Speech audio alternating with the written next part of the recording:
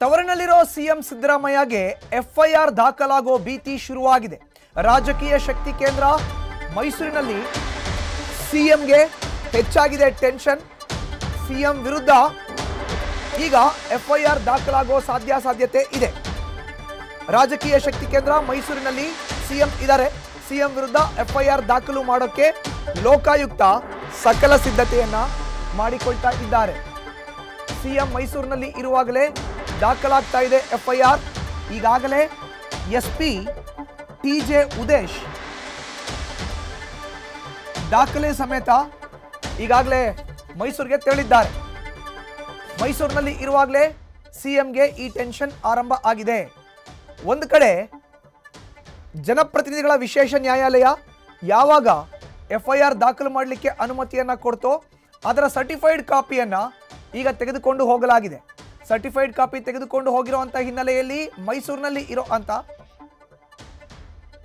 ಇರುವಂತ ಸಿಎಂಗೆ ಈಗ ಟೆನ್ಷನ್ ಹೆಚ್ಚಾಗಿದೆ. ಹೆಚ್ಚಿನ ಮಾಹಿತಿ ನೀಡ್ತಾರೆ ನಮ್ಮ ಪ್ರತಿನಿಧಿ ರವಿ ಪಾಂಡವಪುರ ದೂರವಾಣಿ ಸಂಪರ್ಕಕ್ಕೆ ಸಿಕ್ಕಿದ್ದಾರೆ. ರವಿ, ಮೈಸೂರಿನಲ್ಲಿ ಬೀಡು ಬಿಟ್ಟರು ಅಂತ ಸಿಎಂಗೆ ಈಗ ಟೆನ್ಷನ್ ಶುರುವಾಗಿದೆ. ಕಾರಣ ಏನು? ಬೆಂಗಳೂರಿನ ಜನಪ್ರತಿನಿಧಿಗಳ ವಿಶೇಷ ನ್ಯಾಯಾಲಯ ಎಫ್ಐಆರ್ಗೆ ಆದೇಶವನ್ನ ಕೊಟ್ಟಿರುವಂತಹ ಸರ್ಟಿಫೈಡ್ ಕಾಪಿನ ಈಗ ಲೋಕಾಯುಕ್ತ ಎಸ್ಪಿ ತೆಗೆದುಕೊಂಡು ಹೋಗಿರೋ ಅಂತದ್ದು. ರವಿ, ಖಂಡಿತವಾಗ್ಲೂ ನಿನ್ನಿಂದಲೂ ಕೂಡ ಮೈಸೂರಿನ ಲೋಕಾಯುಕ್ತ ಎಸ್ಪಿ ಕಚೇರಿಯ ಬಳಿ ಒಂದಷ್ಟು ಹೈಡ್ರಾಮಾಗಳು ಆರಂಭ ಆಗಿದ್ದವು.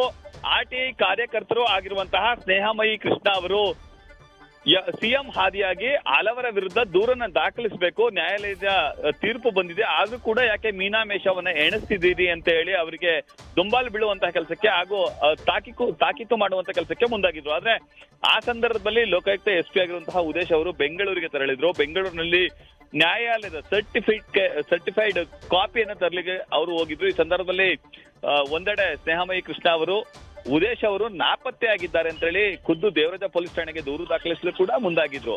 ಇದೆಲ್ಲದರ ನಡುವೆ ಇವತ್ತು ಸಿಎಂ ಸಿದ್ದರಾಮಯ್ಯ ಹಾಗೂ ಅವರ ಪತ್ನಿ ಪಾರ್ವತಿ, ಇನ್ನು ಅವರ ಬಾಮೈದ ಮಲ್ಲಿಕಾರ್ಜುನ ಸ್ವಾಮಿ ಹಾಗೂ A4 ಆರೋಪಿಯಾಗಿರುವಂತಹ ಜಮೀನನ್ನ ಮಾರಾಟ ಮಾಡಿರುವಂತಹ ದೇವರಾಜು, ಈ ನಾಲ್ವರ ವಿರುದ್ಧ ದೂರು ದಾಖಲಾಗುವುದು ಬಹುತೇಕ ನಿಶ್ಚಿತ ಆಗಿದೆ. ಹೀಗಾಗಿ ಲೋಕಾಯುಕ್ತ ಕಚೇರಿಯ ಬಳಿ ಒಂದಷ್ಟು ಟೆನ್ಷನ್ ವಾತಾವರಣ ಕೂಡ ಇದೆ. ಇತ್ತ ಮೈಸೂರಿಗೆ ಮುಖ್ಯಮಂತ್ರಿ ಸಿದ್ದರಾಮಯ್ಯನವರು ಇನ್ನೇನು ಕೆಲವೇ ನಿಮಿಷಗಳಲ್ಲಿ ಆಗಮಿಸುತ್ತಿದ್ದಾರೆ. ಅವರು ಮೈಸೂರಿನ ಜಿಲ್ಲಾ ಪಂಚಾಯತ್ನಲ್ಲಿ ಕೆಡಿಪಿ ಸಭೆ ಸೇರಿದಂತೆ ಇಂದಿನಿಂದ 3 ದಿನಗಳ ಕಾಲ ಮೈಸೂರಿನಲ್ಲೇ ವಾಸ್ತವ್ಯವನ್ನ ಹೂಡಲಿದ್ದಾರೆ. ಒಂದೆಡೆ ಅವರ ವಿರುದ್ಧ ಎಫ್ಐಆರ್ ದಾಖಲಾಗ್ತಿರುವ ಸಂದರ್ಭದಲ್ಲಿ ಅವರು ಮೈಸೂರಿನಲ್ಲೇ ಇರ್ತಿರೋದು ನಿಜಕ್ಕೂ ಅವ್ರಿಗೆ ಮೂಡದ ಕೇಸ್ನಲ್ಲಿ ಡಬಲ್ ಟೆನ್ಷನ್ ಶುರುವಾಗಿದೆ ಅಂತ ಹೇಳಿದ್ರೆ ತಪ್ಪಾಗ್ಲಿಕ್ಕಿಲ್ಲ.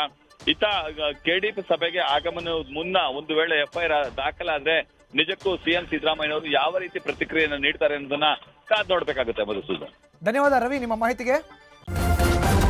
ನ್ಯೂಸ್ ಫಸ್ಟ್ ನಿರ್ಭೀತಿಯಿಂದ ನಿಮ್ಮ ಪರವಾಗಿ.